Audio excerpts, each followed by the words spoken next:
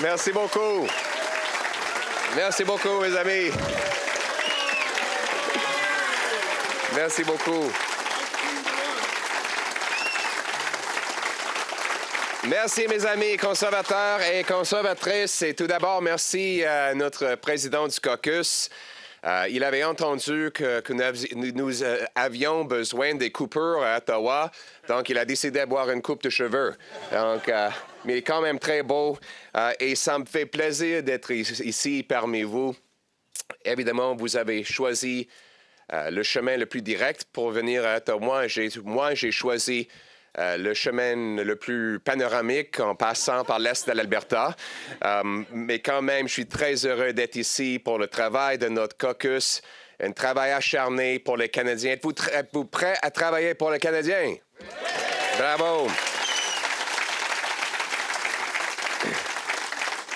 Cet été encore, les conservateurs ont mené les débats sur l'inflation, le coût de la vie, la criminalité, l'immigration, les ressources naturelles, la construction de logements, la réduction de taxes et impôts et la liberté de choisir sa propre voiture. Et on gagne les débats pas seulement parce qu'on veut gagner les points contre nos adversaires politiques, mais parce qu'on veut des meilleures vies pour les Canadiens à travers le Canada, dans un pays abordable et sécuritaire. On veut que le Canada redevienne un pays où le travail acharné vous achète une belle vie dans une belle maison, dans une rue sécuritaire, des frontières solides, sous un drapeau canadien. Ce sont des valeurs et des objectifs de tous les Canadiens, y compris les Canadiens qui ont voté libéral. Il y a des libéraux, à travers le Canada, des millions de personnes qui ont voté libéral pour des bonnes raisons patriotiques, parce qu'ils ont entendu des belles promesses. Et maintenant, ça fait 6 mois que M. Carney est au pouvoir. C'est le temps de commencer à comparer ses paroles à ses actes. Parce qu'il a fait des grandes promesses, n'est-ce pas? Et on veut que les bonnes promesses soient mises en place. C'est pour ça que les conservateurs ont travaillé en collaboration en printemps pour faire avancer les choses avec lesquelles on était d'accord. Mais il faut revoir ces promesses et considérer si ils sont mis en place. Commençons avec la promesse de M. Carney que l'économie canadienne allait augmenter le plus vite du G7. En fait, l'économie est maintenant en déclin le plus vite dans le G7. Nous avons le deuxième pire taux de chômage parmi tous les pays du G7, le pire endettement des familles et les pires prix du logement dans le G7. Les Canadiens n'ont pas voté pour ça. M. Carney dit qu'on pouvait juger son gouvernement, et lui personnellement, par le prix d'épicerie. Donc, qu'est-ce qui se passe avec le prix d'épicerie? Est-ce que les prix ont descendu? En fait, les prix augmentent plus rapidement à l'épicerie que quand M. Carney est arrivé au pouvoir. Les Canadiens n'ont pas voté pour ça non plus. Il a promis de bâtir, bâtir et bâtir. Mais qu'est-ce qu'il a bâti? Commençons avec sa promesse de doubler la construction de logements. Son agence immobilière a dit que le nombre de chantiers de logements allait tomber un autre 13 % d'ici les 3 prochaines années. Et là où on a plus besoin des logements, à Toronto, c'est une chute libre.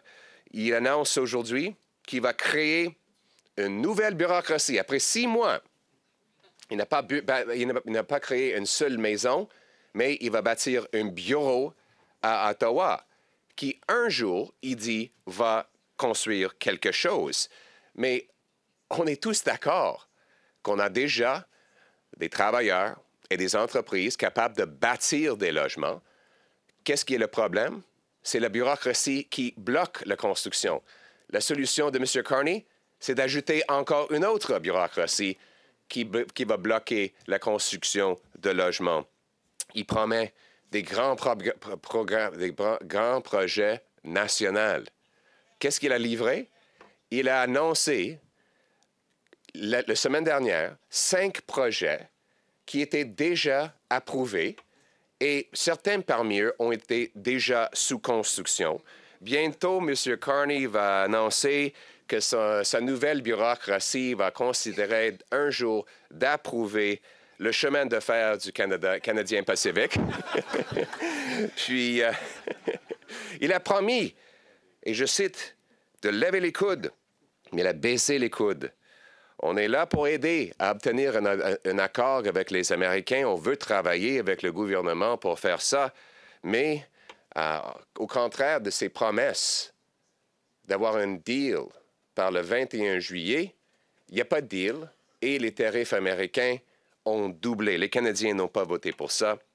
Il a promis de dépenser moins, mais malgré le fait qu'il n'a même pas introduit un budget, il a réussi à doubler les dépenses déficitaires laissées par Justin Trudeau. Il a promis d'investir plus.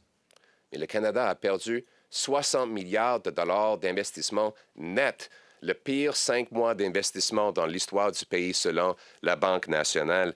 Il a promis qu'après 10 ans du gouvernement libéral qui augmente le coût et la criminalité au Canada, qu'il allait être différent. Mais tout est pire. Le coût de la vie, pire. La criminalité, pire. Coût de logement, pire. Chômage, beaucoup pire. Les tarifs sont pires. Et l'immigration est pire. Il promet une chose, il fait exactement le contraire, comme tous les libéraux. Nous voulons travailler quand même pour améliorer les choses. Nous allons collaborer quand on voit des propositions positives et nous allons nous opposer aux propositions négatives.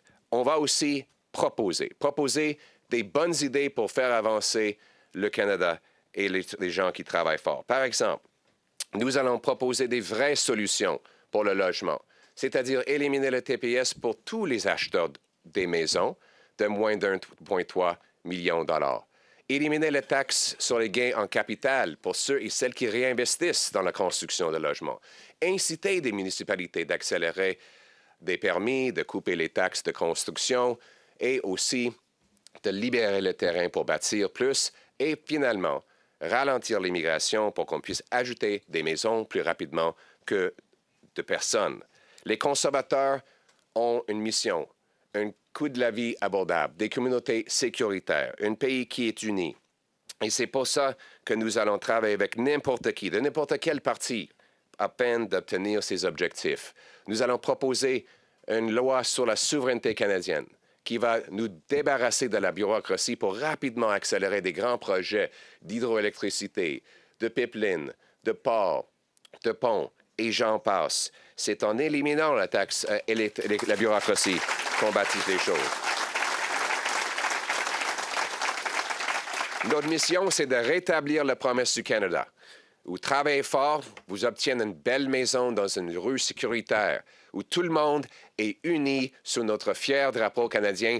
Laissons faire le travail, travaillons ensemble pour accomplir ça. Merci beaucoup, mes amis.